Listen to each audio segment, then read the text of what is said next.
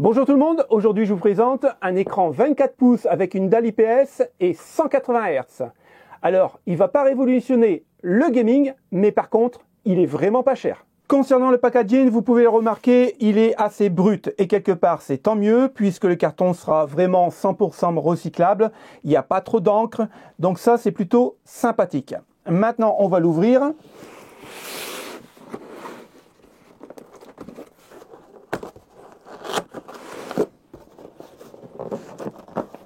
À l'intérieur, on va y retrouver la notice d'utilisation avec le guide de démarrage. Vous avez même un code QR. On a bien sûr le pied. Ah, là c'est du métal, donc ça c'est le support, on le verra après. Ici, on a la prise électrique et on a le cordon HDMI. Concernant l'emballage, bah écoutez, j'ai absolument rien à dire, c'est vraiment très emballé et bien protégé, donc on risque pas d'abîmer l'écran pendant le transport. Ça c'est plutôt une bonne nouvelle. Pour le montage, il nous faudra le bras et le pied, on va les déballer de suite. Alors vous pouvez voir que c'est vraiment très bien fini et je peux vous assurer que ça pèse son poids puisque le pied n'est pas en plastique, c'est du métal et ça, franchement, c'est bien vu. Pour le pied, bah, écoutez, c'est exactement pareil. On n'est pas sur du plastique, mais plutôt du métal. Et on a une vis ici, et en fait, on n'a même pas besoin de tournevis. Elle se tourne à la main. Donc ça, c'est vraiment bien foutu. Alors, on le met comme ceci. On va venir l'emboîter. Et on va venir serrer à la main. Jusqu'en butée.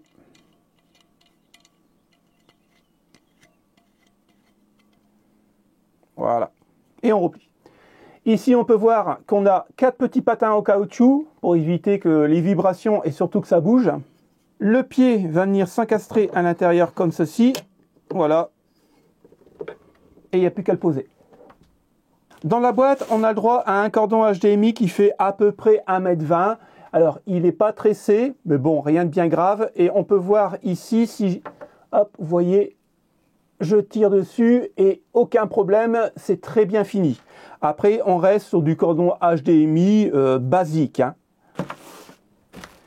Ici, nous avons hop, la prise 220 volts qui fait à peu près 1,50 m. Et on est sur un cordon non tressé. Et encore une fois, hein, au niveau de la solidité, sans aucun problème, on ne voit pas de fil apparent quand on le manipule très sévèrement. Donc, c'est un gage de qualité, rien à reprocher de ce côté-là. Sur cet écran, on dispose d'une entrée DisplayPort, de 2 entrées HDMI, une entrée jack 3,5 pour brancher votre casque, et bien sûr, l'entrée pour l'alimentation. Vous pourrez poser votre écran sur son pied d'origine, ou alors vous avez le support mural avec les 4 petits pas de vis. La dissipation de la chaleur se fait par des petits stries incorporés au boîtier de l'écran, ou alors sur la tranche haute de l'écran. Pour le réglage de l'OSD, c'est rien de plus facile. On a une petite monette avec un petit bouton reset pour revenir en arrière. J'ai branché l'écran à mon Steam Deck et comme vous pouvez voir au niveau de la fluidité, il n'y a absolument rien à lui reprocher. Par contre, on est bien sur une dalle IPS car au niveau de la colorimétrie, c'est juste magnifique. On voit bien que les couleurs sombres et les couleurs très vives sont bien tranchées. Il y a de très beaux effets. Et encore une fois, absolument rien à lui reprocher. Avec le stick de l'OSD, vous pourrez régler directement le volume de votre casque, plus ou moins fort. Au niveau des réglages, c'est très facile à prendre en main et très intuitif. Et ici, vous pouvez voir que je suis en off, puisque l'HDR est compris aussi avec ce Mini-Fire. Donc, encore une qualité supplémentaire. Vous pourrez remarquer que je suis branché en HDMI en 1024p par 768, puisque je suis branché sur la Steam Deck. Et je suis à 60 Hz. L'adaptatif Sync est off, donc vous pourrez brancher soit une carte graphique AMD, Intel ou alors Nvidia, selon votre choix. Je ne vais pas passer tout en revue, mais vous avez une très grande quantité de réglages au niveau de l'OSD. Et vous pourrez configurer votre écran à votre envie. Vous pourrez même aller plus vite au niveau des réglages si vous passez par le mode raccourci. Je suis très curieux et avant de parler du prix de cet écran, j'ai fait des petites recherches pour savoir qui se cachait derrière la marque Minifire. Donc en fait, on a un grand groupe qui s'appelle Express Luck. C'est une société chinoise qui est basée en Chine et qui a 20 ans d'expérience dans tout ce qui va être moniteur et télévision, Smart TV et ainsi de suite. En fait, il est dans le top 10 des ventes au niveau de la technologie chinoise. Ils ont un développement au niveau professionnel et particulier quand même assez énorme. Ils font du mini projecteur, ils font des mini téléviseurs, on a même un affichage professionnel. Donc en fait, ils connaissent leur sujet. Et aujourd'hui, on sait qui se cache derrière la marque Minifire. Et je pense que c'est vraiment bien de savoir avant d'acheter. On va retrouver cet écran sur Amazon au prix de 125,99 €. Donc c'est le moins cher du marché pour avoir un écran HDR, IPS, 180 Hz, 1 milliseconde de temps de latence en Full HD 24 pouces. On ne trouve pas mieux. Généralement, pour ce prix-là, on a des dalles VA. Car aujourd'hui, la dalle IPS, c'est vraiment le top au niveau colorimétrie. Et vous avez pu le voir à l'écran, ça tranche très bien entre la couleur vive et la couleur noire. Et en plus de ça, on rajoute un HDR. Donc, si votre carte graphique peut faire du HDR, profitez-en. Aujourd'hui, 126 € pour un tel écran, c'est vraiment pas cher. Et on peut se poser une question. Et la question, la voici.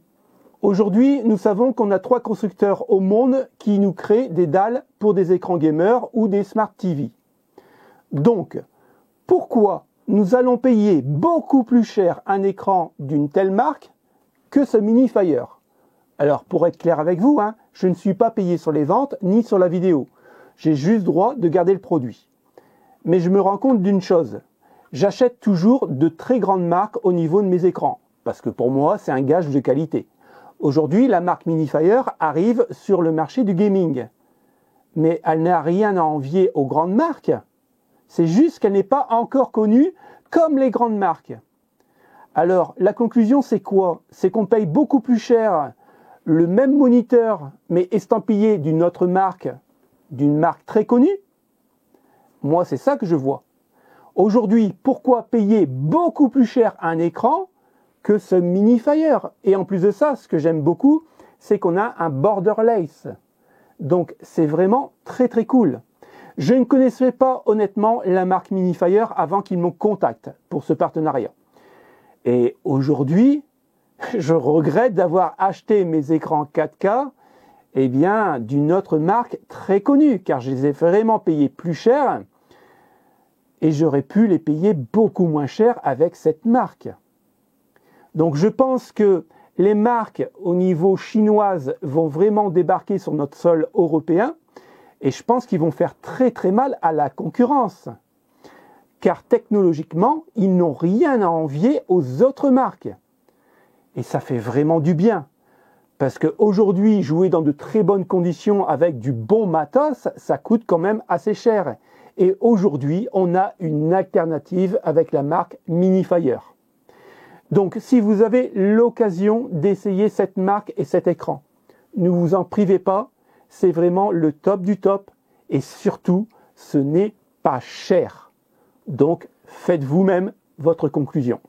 Merci à la marque de Minifire de m'avoir envoyé cet écran pour pouvoir le tester. Honnêtement, je suis quand même assez bluffé au niveau prix technologique qu'il embarque.